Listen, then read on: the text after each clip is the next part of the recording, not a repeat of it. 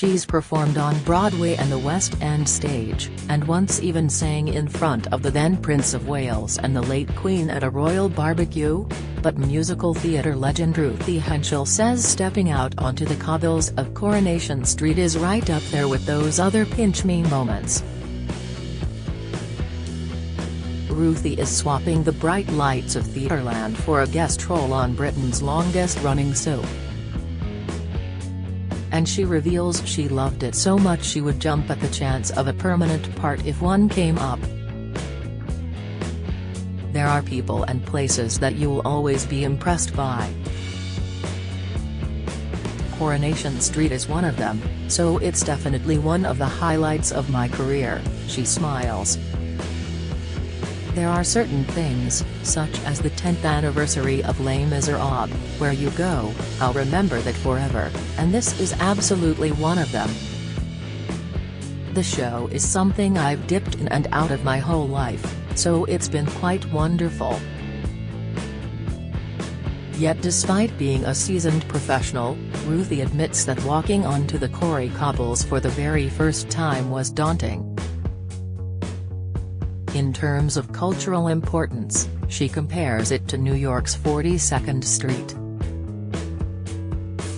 It's iconic and part of our history, so I definitely had butterflies walking out there for the first time, she explains. You can't help but feel it's a pinch-me moment. I filmed some videos on my phone, but I didn't take any pictures of myself with the cast. I didn't want to be a fangirl. It usually takes a lot to unsettle Ruthie. Her 37-year, multi-award-winning West End career has seen her star in a host of hit musicals, including Chicago, Billy Elliot, Oliver, Miss Saigon and Cats. She's a 5-time Olivier Award nominee, she won the 1995 award for Best Actress in a Musical, and she has produced 4 solo albums. And, of course, there's the memorable time Princess Diana urged her to belt out Les Miserables hit I Dreamed a Dream at a royal family barbecue.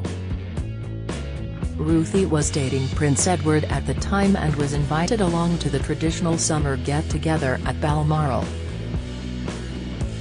I wasn't nervous because Charles had just made me a couple of martinis, which is why I ended up singing in front of the Queen, she laughs.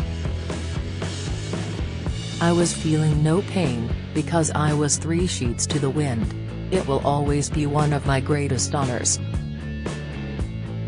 Diana was there, Princess Margaret, the Queen Mum, Edward, and Charles. It was a particularly wonderful era. They were all bloody delightful and very welcoming, and I have nothing but nice things to say about them all. The Queen in particular was lovely. Here I was, this chorus girl dating her son, it must have been her worst nightmare. But she was really good to me. She always talked to me about things I would know something about. Ruthie, 56, arrives in Weatherfield as businesswoman Estelle, an old friend of Glenda Shuttleworth, played by fellow theatre star Jodie Prenger. The two reminisce about their times performing on cruise ships together, before Estelle attempts to talk Glenda into buying into her theatre school franchise. Ruthie says, "They phoned and asked if I would do it, and, once I read the script, it was a no-brainer. It was such fun and I had a bit of a sing-song with Jodie. We know each other of old and get on like a house on fire. I would be back there in a heartbeat if I had the chance. I'd step away from 8 shows a week in musical theatre if they offered me a permanent role. I love musical theatre, it's my passion, but it is quite grueling." Working 6 nights a week was particularly hard for Ruthie when her children were small. After the end of her 6-year romance with Prince Edward, she had a 6-year relationship with actor John Gordon Sinclair. Then, in 2001, she met Canadian singer Tim Howard, her co-star in the West End production of Peggy Sue Got Married. The couple went on to have 2 daughters, Lily and Dolly, but the marriage broke up when the children were small.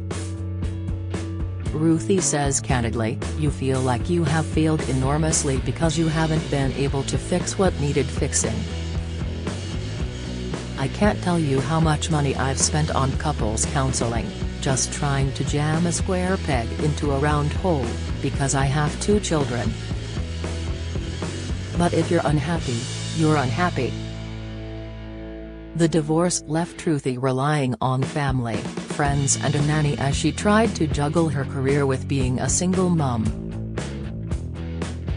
"It was very difficult when the girls were younger," she says. "I absolutely love what I do, so you'll never hear me complaining, but it's full on and it does take over your life.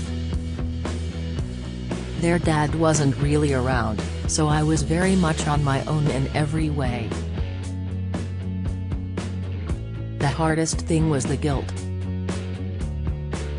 I had to work to pay the mortgage, but it meant I wasn't there in the moments that I really wanted to be, like picking them up from school and putting them to bed at night. I would call them from the theater to say goodnight and they'd get upset, which was hard. At times they lived in dressing rooms when I didn't have childcare." When Lily was 4 months old, Ruthie rejoined the cast of Chicago and was often obliged to bring her baby to work, handing her to her dressing assistant when she went on stage. "I was running off stage for costume changes and she would hand me Lily while she changed me," Ruthie recalls. "I remember one particular time Lily started crying as I handed her back to my dresser. I went back on and felt absolutely paralyzed, because all I could hear was her screaming at the side of the stage. Another time I was expressing milk in a side room before coming out and doing a photo shoot with 2 sexy guys, me in my sexy Chicago costume, done up to the nines. I always laugh when I see that picture, because I think, yeah, I was in the room next door expressing milk, that ain't sexy." Ruthie took part in I'm a Celebrity in 2020, but more recently she has been in the news for her unstinting campaigning for Gloria's Law. Named after her mum, who died in a care home during the COVID pandemic, the proposed law would prevent the scandal of care home residents dying alone from happening again. Recalling the lockdowns, Ruthie sighs, "It was a horrible time, as it was for lots of people, and some of it didn't need to be as painful as that, which is why I'm campaigning the way that I'm campaigning. It's really important to me that nobody in care ever has to be on their own again. It's unforgivable, it's a basic human right." Ruthie, who lives in Essex with her daughters, now 20 and 18, will be back on stage again shortly in a new production of the classic musical 42nd Street. Then in September she is launching her own theatre school, Ruthie Henshall's Cast, a 3-year diploma in performing arts, in Bury St Edmunds, Suffolk. "I really want to mentor and train the kids of the future," she says passionately. After the long darkness of the pandemic, she firmly believes life is finally picking up. "I sold my house and bought a little thatched cottage which I moved into 3 months ago, and my career is fabulous right now," she smiles. "It's been a hell of a couple of years, but the wonderful thing about life is the ebb and flow. Just when you think that it's a S-place, something happens, the tides turn and you go, okay, I'm all right now."